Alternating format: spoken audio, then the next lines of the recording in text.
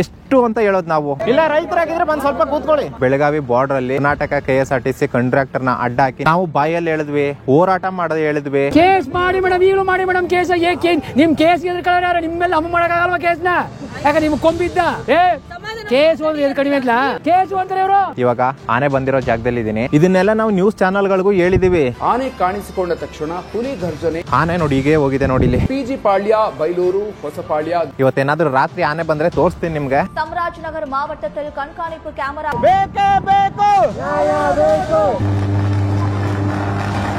Madam ಕರೀತಾರೆ. Madam ಹೇಳ್ತಾನೆ ಇದೀವಿ, ಯಾರು ಹೇಳ್ತಾನೆ ಇಲ್ಲಪ್ಪ.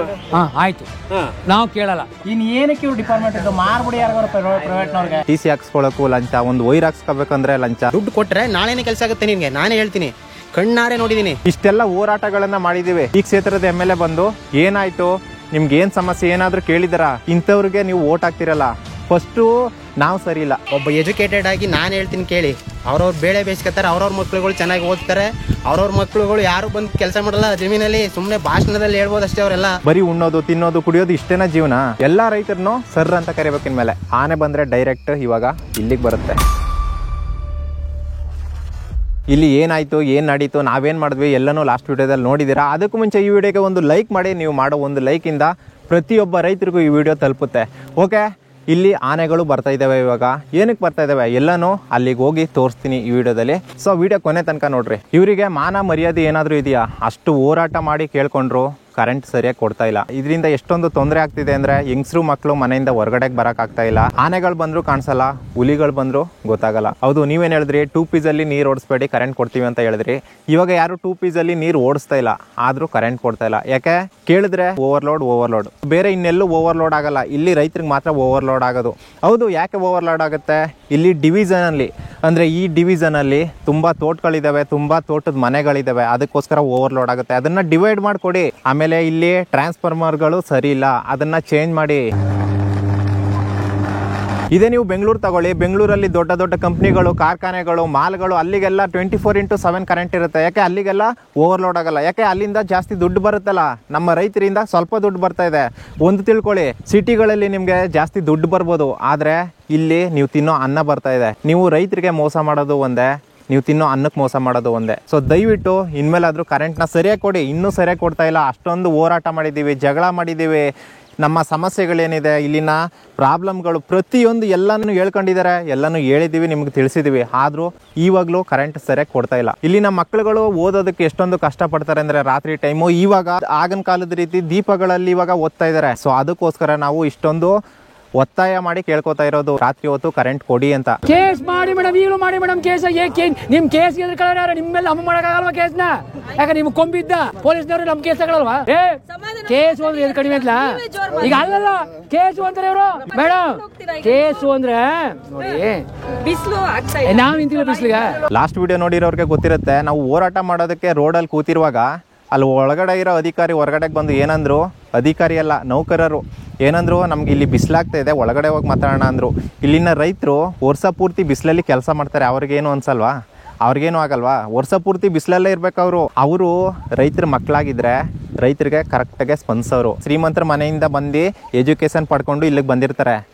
ಇಲ್ಲಿ ರೈತರ ಕಷ್ಟ ಅವ್ರಿಗೆ ಅರ್ಥ ಆಗಲ್ಲ. ಯಾರು ರೈತರ ಮಕ್ಕಳು ಅಧಿಕಾರಿಗಳಾಗ್ತಾರೆ, ನೌಕರರಾಗ್ತಾರೆ, ಅವ್ರಿಗೆ ರೈತರ ಕಷ್ಟ ಏನು ಅಂತ ಗೊತ್ತಿರುತ್ತೆ. ಅವ್ರಿಗೆ ಚೆನ್ನಾಗಿ ಸ್ಪಂದಿಸ್ತಾರೆ, ಅವ್ರ ಕೆಲಸಗಳನ್ನ ಮಾಡ್ಕೊಡ್ತಾರೆ. ಇವರು ಸಿಟಿಗಳಿಂದ, ಶ್ರೀಮಂತರ ಮನೆಗಳಿಂದ ಬರ್ತಾರೆ. ಇಲ್ಲಿನ ಕಷ್ಟಗಳು ಏನೂ ಗೊತ್ತಿಲ್ಲ. ಅವರ ಅಧಿಕಾರ, ಅವ್ರ ಕಾನೂನು ಏನಿದೆ ಅಷ್ಟನ್ನ ಮಾತ್ರ ನೋಡ್ತಾರೆ. ರೈತರ ವಿಷಯದಲ್ಲಿ ಕಾನೂನು ಮಾತ್ರ ಅಲ್ಲ, ಸ್ವಲ್ಪ ಮಾನವೀಯತೆಯನ್ನು ನೋಡ್ಬೇಕಾಗತ್ತೆ. ಅಳಲು ನಮ್ಮ ಕಣ್ಗಳಲ್ಲಿ ನೀರಿಲ್ಲ. ಇದನ್ನೆಲ್ಲ ನಾವು ನ್ಯೂಸ್ ಚಾನಲ್ಗಳಿಗೂ ಹೇಳಿದ್ವಿ. ಎಲ್ಲ ಕನ್ನಡದ ಎಲ್ಲ ನ್ಯೂಸ್ ಚಾನಲ್ಗಳಿಗೂ ಇಲ್ಲಿ ಈ ಥರ ಪ್ರಾಬ್ಲಮ್ ಇದೆ, ರೈತರಿಗೆ ಈ ಥರ ಹೋರಾಟ ಮಾಡ್ತಾ ಇದ್ದೀವಿ, ಎಲ್ಲ ವಿಷಯಗಳನ್ನು ಹೇಳಿದ್ವಿ. ಅವರು ಬಂದಿದ್ರು, ಅದನ್ನು ಟೆಲಿಕಾಸ್ಟ್ ಮಾಡಿದ್ರು. ಎಷ್ಟು? ಕರೆಂಟಿಗಾಗಿ ರೈತರು ಪರದಾಟ, ರೋಡಲ್ಲಿ ಪ್ರತಿಭಟನೆ, ಮುಗಿದೋಯ್ತು. ಇಷ್ಟೇ, ನ್ಯೂಸೇ ಮುಗಿದೋಯ್ತು. ಅದೇ ನೀವು ರೋಡಲ್ಲಿ ಯಾರಾದರೂ ಇಬ್ಬರು ಎಣ್ಣೆ ಹೊಡ್ಕೊಂಡು ಜಗಳ ಆಡಲಿ, ಅರ್ಬಿರ್ಕೆ ಬಟ್ಟೆ ಹಾಕೊಂಡು ಕುಣಿಲಿ, ಹುಚ್ಚುಚ್ಚುರ್ ಥರ ಯಾರೋ ಮಾತಾಡ್ತಾರಲ್ಲ, ಅಂಥವ್ರನ್ನ ಎಳೆದು ಹೇಳ್ತಾರೆ. ಆದರೆ ರೈತರ ಕಷ್ಟಗಳನ್ನು, ರೈತರ ಸಮಸ್ಯೆಗಳನ್ನು ಒಂದು 10 ನಿಮಿಷನಾದರೂ ಟೆಲಿಕಾಸ್ಟ್ ಮಾಡಲ್ಲ. ಇದನ್ನೇ ಸ್ವಲ್ಪ ಜನರಿಗೆ ಅರ್ಥ ಆಗೋ ಮಟ್ಟಿಗೆ, ಅಧಿಕಾರಿಗಳಿಗೆ ತಿಳಿಯೋ ಮಟ್ಟಿಗೆ, ರಾಜಕಾರಣಿಗಳಿಗೆ ಅರ್ಥ ಆಗೋ ಮಟ್ಟಿಗೆ ನ್ಯೂಸ್ ಚಾನಲ್ಗಳು ಮಾಡಿದ್ರೆ ಅವರ TRPಗಳು ಏನಕ್ಕೆ ಬರಲ್ಲ? ಹೌದು, ಇದನ್ನೆಲ್ಲ ತೋರಿಸಿದ್ರೆ TRP ಬರಲ್ಲ ಅಂತ ತಾನೆ. ಕರ್ನಾಟಕದಲ್ಲಿ 70% 80% ರೈತಾಪಿ ಕುಟುಂಬಗಳೇ ಇರೋದು. ಎಲ್ಲರೂ ರೈತರ ನ್ಯೂಸ್ಗಳನ್ನು ನೋಡ್ತಾರೆ. TRPಗಳು ಏನಕ್ಕೆ ಬರಲ್ಲ? ದಯವಿಟ್ಟು ರೈತರ ಕಷ್ಟಗಳನ್ನು ತೋರಿಸಿ. ಬೇಡದೇ ಇರೋ ಎಲ್ಲ ನ್ಯೂಸ್ಗಳನ್ನು ತೋರಿಸೋ ಬದಲು ರೈತರ ಕಷ್ಟಗಳನ್ನ ಫಸ್ಟು ಜನಗಳಿಗೆ ತೋರಿಸೋಂಥ ಕೆಲಸನ ಮಾಡಿ ನ್ಯೂಸ್ ಚಾನಲ್ಗಳು. ಬೈದ್ರು ಕೂಡ ಬೈದವರನ್ನ ಬಂಧುಗಳೆಂಬೆ, ನಿಂತಿದ್ರು ಕೂಡ ತಂದೆ ತಾಯಿಗಳೆಂಬೆ ಅನ್ನೋರು ಇವರು. ಒಂದೇನಂದ್ರೆ ನಮ್ಮಲ್ಲಿ ಒಗ್ಗಟ್ಟಿಲ್ಲ. ಎಲ್ಲ ರೈತರು ಒಗ್ಗಟ್ಟಾಗಿ ಹೋರಾಡಬೇಕು, ಎಲ್ಲ ಸಮಸ್ಯೆಗಳನ್ನು ಹೇಳ್ಕೋಬೇಕು. ನೀವು ಪ್ರಶ್ನೆ ಮಾಡಬೇಕು, ಮೊದಲು ಪ್ರಶ್ನೆ ಮಾಡಬೇಕು, ಪ್ರಶ್ನೆ ಮಾಡೋದನ್ನ ಕಲಿಬೇಕು. ಯಾವುದೇ ತೊಂದರೆ ಆಗಲಿ, ಯಾವುದೇ ಸಮಸ್ಯೆಗಳಾಗಲಿ ಪ್ರಶ್ನೆ ಮಾಡೋದನ್ನ ಕಲಿಬೇಕು. ಎಲ್ಲಿವರೆಗೆ ಈ ಒಗ್ಗಟ್ಟು ನಮ್ಮಲ್ಲಿ ಇರಲ್ವೋ ಅಲ್ಲಿ ತನಕ ನಮಗೆ ಯಾವುದೇ ಪರಿಹಾರಗಳು ಸಿಗಲ್ಲ, ನಮ್ಮ ತೊಂದರೆಗಳು ಸಾಲ್ವ್ ಆಗಲ್ಲ. ಇಲ್ಲಿ ಚಾಮರಾಜನಗರ ಒಂದೇ ಅಂತ ನಾನು ಹೇಳ್ತಾ ಇಲ್ಲ, ಇಡೀ ಕರ್ನಾಟಕದಲ್ಲಿ ಎಲ್ಲ ಜಿಲ್ಲೆಗಳಲ್ಲೂ ರೈತ ಸಂಘಗಳಾಗಬೇಕು. ಇವಾಗಿನ ಯುವಕರು ಆ ಸಂಘಗಳಿಗೆ ಜಾಯ್ನ್ ಆಗಬೇಕು. ಎಲ್ಲರೂ ಪಾರ್ಟಿ ಮಾಡಿಕೊಂಡು ರೋಡಲ್ಲಿ ಜಗಳ ಆಡೋದೆಲ್ಲ ತಾಕತ್ತು. ಈ ಥರ ಸಂಘಗಳಿಗೆ ಸೇರಿಕೊಂಡು ಇಲ್ಲಿ ಏನೇನು ಆಗ್ತಿದೆ ರೈತರಿಗೆ ಸಮಸ್ಯೆಗಳು, ತೊಂದರೆಗಳು, ಅದ್ರ ವಿರುದ್ಧ ಹೋರಾಡಿ, ಅದು ತಾಕತ್ತು. ಎಲ್ಲರೂ ಬನ್ನಿ. ಎಲ್ಲ ಯುವಕರಿಗೂ ಹೇಳ್ತಾ ಇದ್ದೀನಿ, ದಯವಿಟ್ಟು ರೈತರಿಗೋಸ್ಕರ ನೀವು ಧ್ವನಿ ಎತ್ತಬೇಕು. ಎಷ್ಟೋ ಹುಡುಗರು ಹಳ್ಳಿಗಳಿಂದ ಸಿಟಿಗಳಿಗೆ ಹೋಗ್ತಾರೆ, ಡಬಲ್ ಡಿಗ್ರಿ ಮಾಡಿಕೊಂಡು, ಮತ್ತೆ ಸಿಟಿಗಳಲ್ಲಿ ಸರಿಯಾದ ಕೆಲಸಗಳು ಸಿಗದೆ ಮತ್ತೆ ಹಳ್ಳಿಗಳಿಗೆ ಬಂದು ಅಗ್ರಿಕಲ್ಚರ್ ಮಾಡ್ತೀನಿ ಅಂತ ನಾನು ಒಬ್ಬ ರೈತ ಆಗಬೇಕು ಅಂದ್ಬಿಟ್ಟು ಬರ್ತಾರೆ. ಆದರೂ ಇಲ್ಲೂ ಕೂಡ ಅವ್ರಿಗೆ ಮೂಲಭೂತ ಸೌಕರ್ಯಗಳು ಸಿಗ್ತಾ ಇಲ್ಲ, ಸರಿಯಾದ ಕರೆಂಟ್ ಇರಲ್ಲ, ಸರಿಯಾದ ವ್ಯವಸ್ಥೆಗಳಿರಲ್ಲ ಅಗ್ರಿಕಲ್ಚರ್ ಮಾಡೋದಕ್ಕೆ. ಇಲ್ಲಿ ಎಲ್ಲದಕ್ಕೂ ಲಂಚ. ಒಂದು TC ಹಾಕ್ಸ್ಕೋಬೇಕು ಅಂದರೆ ಇವಾಗಿನ ರೈತ ಎಷ್ಟು 1 ವರ್ಷ 2 ವರ್ಷ ಕಾಯಬೇಕು, ಅದು ಸರಿಯಾಗಿ ಹಾಕೊಡಲ್ಲ, ಅದಕ್ಕೂ ಲಂಚ. ಒಂದು TC ಹಾಕ್ಸ್ಕೊಳ್ಳೋಕ್ಕೂ ಲಂಚ, ಒಂದು ವೈರ್ ಹಾಕ್ಸ್ಕೋಬೇಕಂದ್ರೆ ಲಂಚ, TCಗೆ ಆಯಿಲ್ ಹಾಕ್ಸ್ಕೋಬೇಕು ಅಂದ್ರೂ ಲಂಚ, ಸಬ್ಸಿಡಿಗಳಲ್ಲಿ ಸಿಗೋ ಸೌಲಭ್ಯಗಳು ತಗೋಬೇಕಂದ್ರೂ ಲಂಚ ಕೊಡಬೇಕು, ಅದು ಸೌಲಭ್ಯಗಳು ಸರಿಯಾಗಿ ಸಿಗ್ತಾ ಇಲ್ಲ. ಅದೆಲ್ಲ ಗೊತ್ತಿದ್ರು ಇಲ್ಲಿನ MLAಗಳಾಗಲಿ ರಾಜಕೀಯ ವ್ಯಕ್ತಿಗಳಾಗಲಿ ಅದ್ರ ಬಗ್ಗೆ ಏನೂ ತಲೆಗೇ ಕೆಡಿಸ್ಕೋತಾ ಇಲ್ಲ. ಅವರು ಬರ್ತಾರೆ, ಯಾವಾಗ ಓಟ್ ಕೇಳೋದಕ್ಕೆ ಬರ್ತಾರೆ, ನಮ್ಮ ಕಷ್ಟಗಳನ್ನು ಕೇಳೋಕ್ಕೆ ಯಾವತ್ತಾದರೂ ಬಂದಿದ್ದಾರಾ? ಇಲ್ಲಿ ಓಟ್ ಹಾಕ್ಸ್ಕೊಂಡು ಗೆದ್ದು ಹೋದ್ಮೇಲೆ ಯಾವತ್ತಾದರೂ ಬಂದು ನಿಮ್ಮ ಕಷ್ಟ ಏನಿದೆ, ನಿಮ್ಮ ಸಮಸ್ಯೆಗಳು ಏನಿದೆ ಅಂದ್ಬಿಟ್ಟು ಒಂದು ದಿನನಾದರೂ ಕೇಳಿರೋ ಉದಾಹರಣೆ ಏನಾದರೂ ಇದೆಯಾ? ಬಂದಿರೋ ಗುರ್ತಾದರೂ ಇದೆಯಾ? ಇಲ್ಲಿಗೆ ಬರಲ್ಲ. ಅವರು ಗೆಲ್ಲೋ ತನಕ ಮಾತ್ರ ನಮ್ಮ ಸಪೋರ್ಟ್ ಬೇಕಾಗಿರೋದು, ನಮ್ಮ ಓಟ್ಗಳು ಬೇಕಾಗಿರೋದು. ಆಮೇಲೆ ನಾವು ಬೇಡ, ನಮ್ಮ ಕಷ್ಟಗಳು ಬೇಡ ಅವ್ರಿಗೆ. ಎಲ್ಲ ರಾಜಕಾರಣಿಗಳಿಗೂ ಹೇಳ್ತಾ ಇರೋದು, ಸುಳ್ಳು ಭರವಸೆಗಳನ್ನು ಕೊಟ್ಟು ಗೆಲ್ಲೋದು ಸುಲಭ, ಆದರೆ ಆ ಜನರು ನಿಮ್ಮ ಮೇಲೆ ಇಟ್ಟಿರೋ ನಂಬಿಕೆನ ಉಳಿಸ್ಕೊಳ್ಳೋದು ತುಂಬ ಕಷ್ಟ. ಹೌದು, ಈ ಸಲ ಗೆದ್ದಿದ್ದೀರಾ. ಇದೇ ಥರ ಮಾಡ್ತಾಯಿದ್ರೆ, ಇದೇ ಥರ ನೀವು ಜನಗಳಿಗೆ ರೈತರಿಗೆ ಮೋಸ ಮಾಡಿದ್ರೆ ನೆಕ್ಸ್ಟ್ ಟೈಮ್ ನೀವು ಗೆಲ್ಲಕ್ಕಾಗುತ್ತಾ? ದಯವಿಟ್ಟು ರೈತರ ಕಷ್ಟನ ಅರ್ಥ ಮಾಡಿಕೊಂಡು, ಇಲ್ಲಿ ಏನೇನು ಸಮಸ್ಯೆಗಳಿವೆ, ರೋಡ್ಗಳಿಲ್ಲ ಅಂತ ಹೇಳಿದ್ವಿ, ರೋಡ್ಗಳು ಮಾಡಿಸಿದ್ದೀರಾ? ಯಾವುದೂ ಮಾಡಿಸಿಲ್ಲ. ಹಳ್ಳಿಗಳಲ್ಲಿ ರೋಡ್ಗಳು ನೋಡಿ ಎಲ್ಲ ಕಿತ್ತು ಗೊಟ್ರಾಗಿ ಎಲ್ಲ ಹಳ್ಳಗಳಾಗೋಗಿದ್ದಾವೆ, ರೋಡ್ಗಳು ಮಾಡಿಸಿಲ್ಲ. ಬಸ್ಗಳು ಬೇಕು ಅಂತ ಹೇಳಿದ್ವಿ, ಬಸ್ಗಳು ಹಾಕಲ್ಲ. ಎಷ್ಟು ಅಂತ ಹೇಳೋದು? ನಾವು ಬಾಯಲ್ಲಿ ಹೇಳಿದ್ವಿ, ಹೋರಾಟ ಮಾಡೋದು ಹೇಳಿದ್ವಿ, ಆಫೀಸ್ಗಳಿಗೆ ಹೋಗಿ ಹೇಳಿದ್ದೀವಿ, ಆದರೂ ಯಾವುದೇ ರೆಸ್ಪಾನ್ಸ್ ಇಲ್ಲ, ಯಾವುದೇ ಭರವಸೆ ಕೂಡ ಇಲ್ಲ. ಭರವಸೆ ಯಾರಿಗೆ ಬೇಕು? ಭರವಸೆ ಬೇಡವೇ ಬೇಡ. ನಮಗೆ ಅದಕ್ಕೆ ಪರಿಹಾರ ಬೇಕು. ಪರಿಹಾರ ಅಂದರೆ ರೋಡ್ಗಳಾಗಬೇಕು, ಬಸ್ಗಳು ಬರಬೇಕು, ಪ್ರತಿಯೊಂದು ಹಳ್ಳಿಗಳಿಗೂ ಬಸ್ಗಳು ಬರಬೇಕು, ಗೌರ್ಮೆಂಟ್ ಬಸ್ಗಳು. ಇಲ್ಲಿನ ಮಕ್ಕಳುಗಳು ಸ್ಕೂಲು ಕಾಲೇಜ್ಗಳಿಗೆ ಹೋಗಬೇಕು ಅಂದರೆ 4 ರಿಂದ 5 ಕಿಲೋಮೀಟರ್ ನಡ್ಕೊಂಡು ಹೋಗ್ತಾ ಇದ್ದಾರೆ. ಇವಾಗಲೂ ಕೂಡ ಒಂದು ಬಸ್ ಇಲ್ಲ, ಬೆಳಗಿಂದ ಸಂಜೆ ತನಕ ಒಂದು ಬಸ್ ಇಲ್ಲ, ರೋಡ್ಗಳು ಸರಿ ಇಲ್ಲ. ಇಲ್ಲಿನ MLAಗಳಿಗೆ ಅದೆಲ್ಲ ಕಾಣಲ್ವಾ? ಅವರೆಲ್ಲ ಇಲ್ಲಿ ಬಂದು ನೋಡಲ್ವಾ? ನೋಡಿದರೆ ಏನಕ್ಕೆ ಮಾಡ್ತಾಯಿಲ್ಲ? ಅದನ್ನೆಲ್ಲ ಮಾಡಿದ್ರೆ ತಾನೇ ನಿಮ್ಮ ಮೇಲೆ ಒಂದು ನಂಬಿಕೆ ಬರುತ್ತೆ, ಮತ್ತೆ ಎಲೆಕ್ಷನ್ಗೆ ನಿಂತಾಗ ನಿಮಗೆ ಓಟ್ ಹಾಕಬೇಕು ಅನ್ನೋ ಒಂದು ನಂಬಿಕೆ ಬರೋದು. ಇಷ್ಟೆಲ್ಲ ಹೋರಾಟಗಳನ್ನು ಮಾಡಿದ್ದೀವಿ. ಇಲ್ಲಿನ ಸ್ಥಳೀಯ MLA, ಈ ಕ್ಷೇತ್ರದ MLA ಬಂದು ಏನಾಯಿತು, ನಿಮ್ಗೆ ಏನು ಸಮಸ್ಯೆ ಏನಾದರೂ ಕೇಳಿದಾರಾ? ಏನೂ ಕೇಳಿಲ್ಲ. ಇಂಥವ್ರಿಗೆ ನೀವು ಓಟ್ ಹಾಕ್ತಿರಲ್ಲ. ಫಸ್ಟು ನಾವು ಸರಿ ಇಲ್ಲ. ಚಿಲ್ಲರೆ ಕಾಸುಗಳಿಗೆ, 1 ಕ್ವಾರ್ಟರ್ ಎಣ್ಣೆಗೆ ಆಸೆ ಪಟ್ಟು ಓಟ್ ಹಾಕ್ತೀವಲ್ಲ, ನಮ್ಮದು ತಪ್ಪು, ನಮ್ಮ ಜನಗಳದ್ದು ತಪ್ಪು. ಇವಾಗ ಓಟ್ ಹಾಕಿದ್ದೀವಿ, ಇವಾಗ ಅನುಭವಿಸ್ತಾ ಇದ್ದೀವಿ. ಅದಕ್ಕೆ ಹೇಳೋದು, ಓಟ್ ಹಾಕೋದಕ್ಕೂ ಮುಂಚೆ ಚಿಲ್ಲರೆ ಕಾಸಿಗೂ ಎಣ್ಣೆಗೂ ಆಸೆ ಪಡಬೇಡಿ. ನಾವು ಮನ್ಸು ಪಟ್ಟರೆ 2,000ನ ಒಂದು ದಿನಕ್ಕೆ ಸಂಪಾದನೆ ಮಾಡ್ಬೋದು. ಒಂದು ದಿನದ ಆಸೆಗೆ, ಒಂದು ದಿನದ ದುಡ್ಡಿಗೋಸ್ಕರ 5 ವರ್ಷದ ನಮ್ಮ ಭವಿಷ್ಯನ ನಾವೇ ಹಾಳು ಮಾಡ್ಕೋತಾ ಇದ್ದೀವಿ. ಸೊ ಪ್ರೆಸೆಂಟ್ ಸಿಚುವೇಶನ್ನು ಹಾಗೆ ಆಗ್ತಾ ಇದೆ. ದಯವಿಟ್ಟು ಇನ್ಮೇಲಾದರೂ ಎಲ್ಲರೂ ಎಚ್ಚೆತ್ಕೊಳ್ಳಿ. ನಾವು ಓಟ್ ಹಾಕೋರು ನಮಗೆ ಸ್ಪಂದಿಸಬೇಕು, ಇಲ್ಲಿನ ಕೆಲಸಗಳನ್ನು ಮಾಡಿಸ್ಕೊಡ್ಬೇಕು, ಎಲ್ಲ ಕೆಲಸ ಕಾರ್ಯಗಳು ಆಗಬೇಕು. ದಯವಿಟ್ಟು ಆ ಕೆಲಸನ ಮಾಡೋವಂಥ ವ್ಯಕ್ತಿಗಳಿಗೆ ಓಟ್ ಹಾಕಿ ಇನ್ಮೇಲಾದರೂ. ಇದೇ ಮೊನ್ನೆ ಕರ್ನಾಟಕ ಮಹಾರಾಷ್ಟ್ರ ಬಾರ್ಡ್ರಲ್ಲಿ ಕರ್ನಾಟಕ KSRTC ಕಂಟ್ರಾಕ್ಟರ್ನ ಅಡ್ಡ ಹಾಕಿ ನೀವು ಕನ್ನಡದಲ್ಲಿ ಮಾತಾಡಬೇಕು ಅಂದ್ಬಿಟ್ಟು ಅಲ್ಲಿನ ಜನಗಳು ಎಷ್ಟು ಕಿರುಕುಳ ಕೊಟ್ಟಿದ್ದಾರೆ ಅಂದ್ಬಿಟ್ಟು ಎಲ್ಲರೂ ನೋಡಿದ್ದೀರಾ ಆಲ್ರೆಡಿ. ಸೊ ಇದಕ್ಕೆಲ್ಲ ಕಾರಣ ಏನು?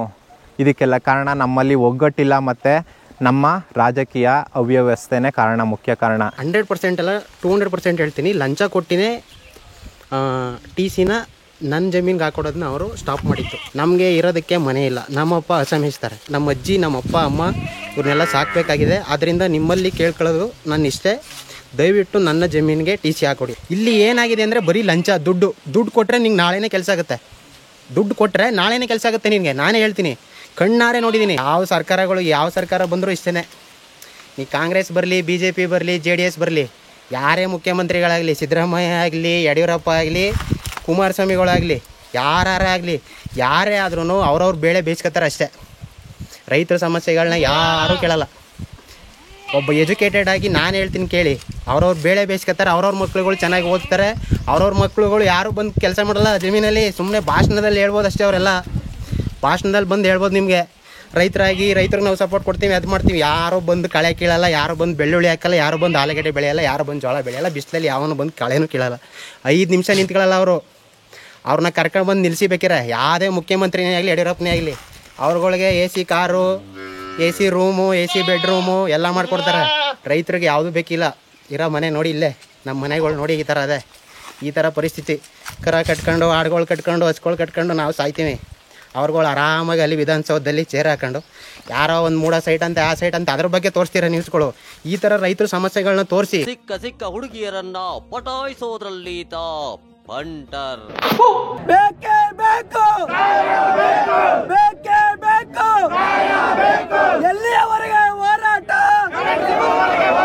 ಕೇಳ್ಕಳಿಗ ಮಾತಾ ಏನಪ್ಪ? ಇಲ್ಲ ಈ ಹೋಗಪ್ಪ, ಹೋಗಯ್ಯ, ಬಾರಯ್ಯ ಎಲ್ಲ ರೈತರಿಗೆ ಮಾತ್ರ ಕರೆಯೋದು ಇದನ್ನ. ಬೆಂಗಳೂರಲ್ಲಿ ಯಾವ್ದಾದ್ರು ಜಾಬ್ ಮಾಡ್ತಾ ಇರ್ಲಿ, ಒಳ್ಳೊಳ್ಳೆ ಬಟ್ಟೆ ಹಾಕೊಂಡು ಬರ್ಲಿ, ಅವರನ್ನೆಲ್ಲ ಸರ್ ಅಂತ ರೆಸ್ಪೆಕ್ಟ್ ಕೊಟ್ಟು ಕರೀತಾರೆ. ಅದೇ ರೈತರು ಹೋದ್ರೆ ಹೋಗಯ್ಯ, ಬಾರಯ್ಯ, ಹೋಗಪ್ಪ, ಈ ಥರ ಅನ್ರೆಸ್ಪೆಕ್ಟು. ಇನ್ಮೇಲೆ ಎಲ್ಲ ರೈತರನ್ನು ರೆಸ್ಪೆಕ್ಟ್ ಕೊಟ್ಟು ಮಾತಾಡಿಸ್ಬೇಕು. ರೈತರನ್ನು ಸರ್ ಅಂತ ಕರೀರಿ, ಇನ್ಮೇಲೆ ಎಲ್ಲ ರೈತರನ್ನು ಸರ್ ಅಂತ ಕರಿಬೇಕು ಇನ್ಮೇಲೆ.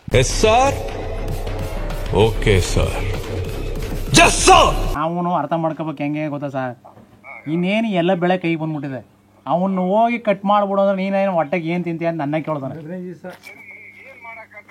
ಒಂದು ಸ್ವಲ್ಪ ಈಗ ಒಂದು ಫೀಲ್ಡ್ರನ್ನ ಯಾವ್ದಾರು ಅವ್ರು ಕಮ್ಮಿ ಮಾಡಿ ನಮಗೆ ಒಂಚೂರು ವೋಲ್ಟ್ ಅಲ್ಲಿ 11,000 ವೋಲ್ಟ್ ಅಂದ್ಬಿಟ್ಟು ಕೊಡ್ತಿದ್ದೀರಾ ಸಾರ್ ಬೆಳಗ್ಗೆನಾಗ, ಅದ್ರ 9,000 ಬರೋಲ್ಲ ನಮಗೆ. ಸರಿ, ಇವಾಗ ಏನ್ ಮಾಡೋಣ ಹೇಳಿ?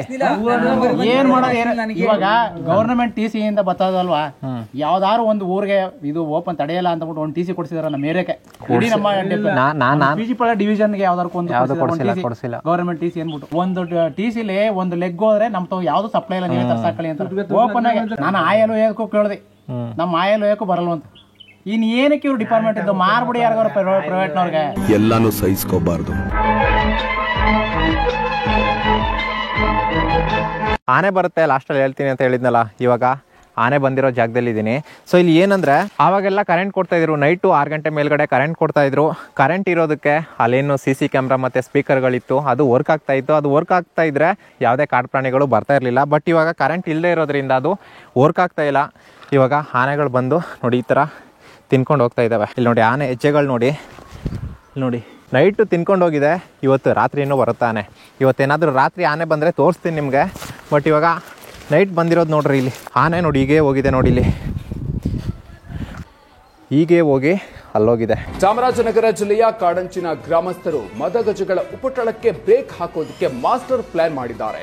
ಇವಾಗ ನಾವಿದ್ದೀವಿ ಆನೆ ಬರಬಾರ್ದು ಅಂದ್ಬಿಟ್ಟು CC ಕ್ಯಾಮ್ರಾ ಮತ್ತು ಸ್ಪೀಕರ್ ಹಾಕಿದ್ರಲ್ಲ, ಆ ಜಾಗದಲ್ಲಿ ಇದ್ದೀವಿ. ಇಲ್ಲಿ ನೋಡಿ, ಇದು ಸೆನ್ಸರಿಂದ ಏನು ಸೌಂಡ್ ಮಾಡ್ತಾ ಇತ್ತು, ಅಲ್ಲಿ ತನಕ ಯಾವುದೇ ಕಾಡು ಪ್ರಾಣಿಗಳಾಗಲಿ ಆನೆಗಳಾಗಲಿ ಬರ್ತಾ ಇರಲಿಲ್ಲ. ಬಟ್ ಇವಾಗ ಬರ್ತಾ ಇದ್ದಾವೆ. ಯಾಕಂದರೆ ಇಲ್ಲಿಗೆ ಕೊಟ್ಟಿದ್ದು ತೋಟದ ಲೈನ್ ಕರೆಂಟು, ಆದರೆ ಇವಾಗ ಕರೆಂಟ್ ಕೊಡ್ತಾ ಇಲ್ಲ. ಅದಕ್ಕೋಸ್ಕರ ಆನೆಗಳೆಲ್ಲ ಆರಾಮಾಗಿ ಬರ್ತಾ ಇದ್ದಾವೆ. ಕರೆಂಟ್ ಇಲ್ಲ ಅಂದರೆ ಎಷ್ಟೊಂದು ಸಮಸ್ಯೆಗಳಾಗುತ್ತೆ ಇಲ್ಲಿನ ರೈತರುಗಳಿಗೆ ಅಂತ.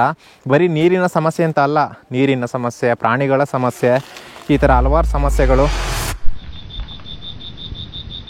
ಓಕೆ, ಇಲ್ಲಿ ನೋಡ್ರಿ, ಇವಾಗ ನಾವು ಕಳದಲ್ಲಿದ್ದೀವಿ.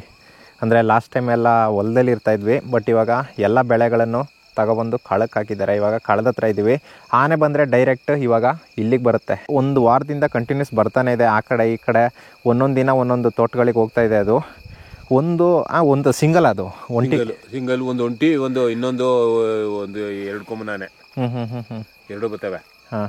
ಆನೆ ಬಂದರೆ ಇಲ್ಲಿ ಬರುತ್ತಾ? ಇಲ್ಲಿ ಬರ್ತದೆ. ಆನೆ ಬಂದ್ರೆ ಅವ್ರು ಕಳ್ಕೊಯ್ತದೆ.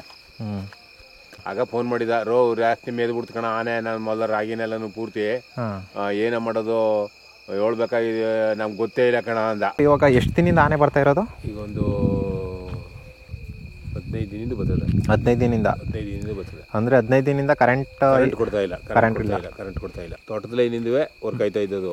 ಈಗ ತೋಟದ ಲೈನ್ ಯಾವಾಗ ನಿಲ್ಲಿಸ್ತರು 3 ಪೀಸ್ ಇದ್ರದನ್ನ ಅದರಿಂದ ಅವತ್ತಿನಿಂದ ಆನೆಗಳು ಹೊಲಕ್ಕೆ ಬರಕ್ಕೆ ಶುರು ಆಗ್ಬಿಟ್ಟು ಅದು ವರ್ಕ್ ಆಗ್ತಾ ಇದ್ರೆ ಆನೆಗಳು ಬರಲ್ಲ. ಆನೆ ಬರಲ್ಲ. ಈಗ ಮೊದಲು ಒಂದು 15 ದಿನ ಈಚೆ ಬಿರ್ಲಿಲ್ಲ, ಯಾವುದೇ ತೊಂದರೆ ಇರಲಿಲ್ಲ. ಈಗ ನೆನ್ನೆ ಮೊನ್ನೆಯಿಂದ ಈಚೆಗೆ ಕಡಿತವೆ. ಈಗ ಇನ್ನೊಂದು ನಮ್ಮ ಹೊನ್ನೂರು ಪ್ರಕಾಶ್ ಅಣ್ಣವ್ರ ಬಗ್ಗೆ ಹೇಳಲೇಬೇಕು. ನೀವು ಎಲ್ಲಾರು ಮಾಡಿ ಏನಾರು ಮಾಡಿ ಕಂಪ್ಲೇಂಟ್ ಬರೀರಿ, ಇಲ್ಲೇ ಕರೀಸಿ ಅವ್ರ ಇಲ್ಲಿಗೆ. ಕರ್ನಾಟಕದ ರೈತರೆಲ್ಲ ಬರ್ತಾರೆ ಈಗ, ಎಲ್ಲ ಕಡೆಯಿಂದ ಕರೀತಾವ. ಇವ್ರನ್ನ ಹಲವಾರು ಕಡೆ ನೋಡಿರ್ತೀರಾ ಸೋಷಿಯಲ್ ಮೀಡಿಯಾಗಳಲ್ಲಿ. ಯಾರು ಇವರು, ರೈತರಿಗೋಸ್ಕರ ಯಾಕೆ ಇಷ್ಟೊಂದು ಹೋರಾಟ ಮಾಡ್ತಾ ಇದ್ದಾರೆ, ಎಲ್ಲನೂ ತಿಳ್ಕೊಳ್ಳೋಣ ನೆಕ್ಸ್ಟ್ ವಿಡಿಯೋದಲ್ಲಿ. ಇಷ್ಟು ಹೇಳ್ತಾ ಈ ವಿಡಿಯೋನ ಮುಗಿಸೋಣ. ಓಕೆ, ನೆಕ್ಸ್ಟ್ ವಿಡಿಯೋದಲ್ಲಿ ಸಿಗ್ತೀನಿ. ಅಲ್ಲಿ ತನಕ ಎಲ್ಲರಿಗೂ tata bye bye, take care, love you. ಹಾಗೆ ನಮ್ಮ ಚಾನಲ್ಗೆ ಯಾರ್ಯಾರು ಸಬ್ಸ್ಕ್ರೈಬ್ ಮಾಡ್ಕೊಂಡಿಲ್ಲ ಈಗಲೇ ಸಬ್ಸ್ಕ್ರೈಬ್ ಮಾಡ್ಕೊಳ್ಳಿ. ಸಿಗೋಣ ನೆಕ್ಸ್ಟ್ ವಿಡಿಯೋದಲ್ಲಿ. ಬಾಯ್.